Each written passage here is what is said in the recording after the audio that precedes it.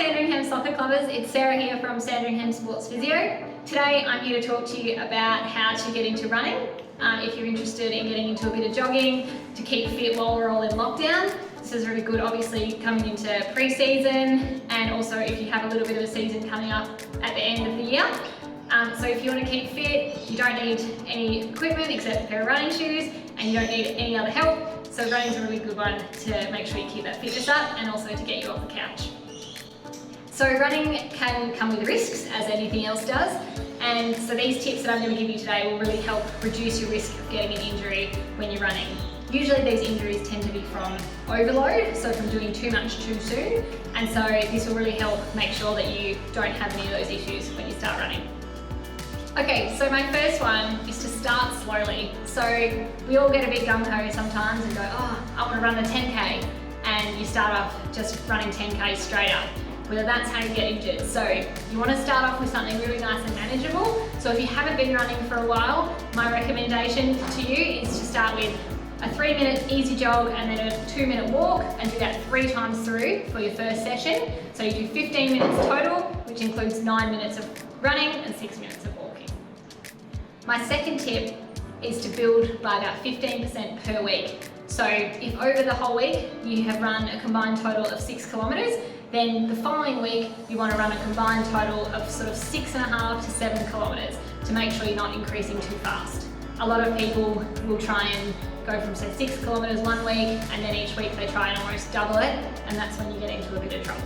So make sure you take it easy, build into it, and then you'll make sure that you won't get any injuries. My third tip is to not run on consecutive days. So always have a day break in between each run.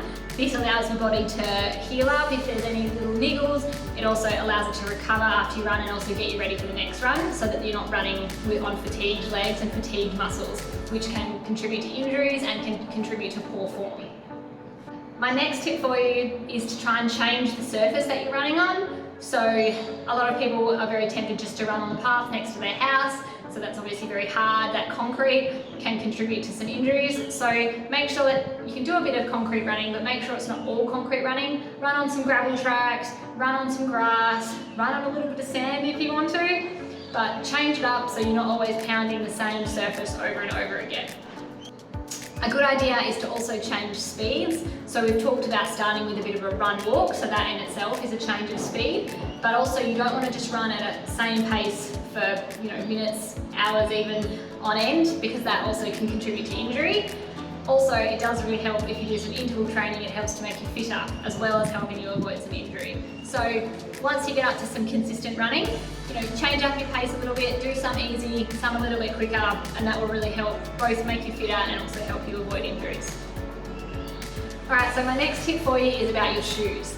So a lot of you obviously have your boots and may or may not have some running shoes. Now make sure that if you do have running shoes that they're not too old. So check your shoes for wear, so check the bottom of your shoe that it's not practically falling apart for one thing, and also you can rotate your shoe like this. Now this shoe's still quite new, so it doesn't have a lot of rotation in it. A lot of shoes you'll be able to grab and you'll be able to twist it all the way around. That's definitely a sign that it's worn out, and you probably need to get some new shoes before you start running. Most good podiatrists say shoes should have less than 500 kilometres in them to run. So if you are running, say 5 kilometres a week, then they will last you for 100 weeks approximately. Also take into consideration how much you walk in those shoes. So maybe you don't run in them, but you wear them on your feet all day at work, and you cover 10 kilometres a day at work. So you can take that into consideration when you're talking about your shoe wear. And if they're too worn out, or if they're very old, make sure you replace them before you start running, because poor, very badly worn shoes can be a huge contributor to injury.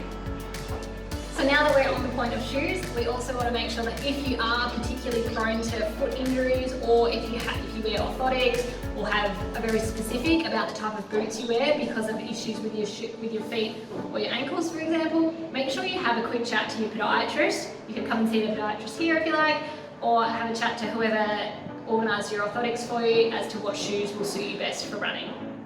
And my final tip is about a few alternatives to running. So I have mentioned not to run on consecutive days. So if you want to add a little bit more cardio, or you want something else to kind of keep you occupied, keep you fit, things like the cross trainer, if you have access to one, riding a bike are great, and skipping with a skipping rope is also a great idea to keep your cardio up, but without putting quite so much load through your legs. Alright, thanks for listening and watching, guys. So enjoy and good luck.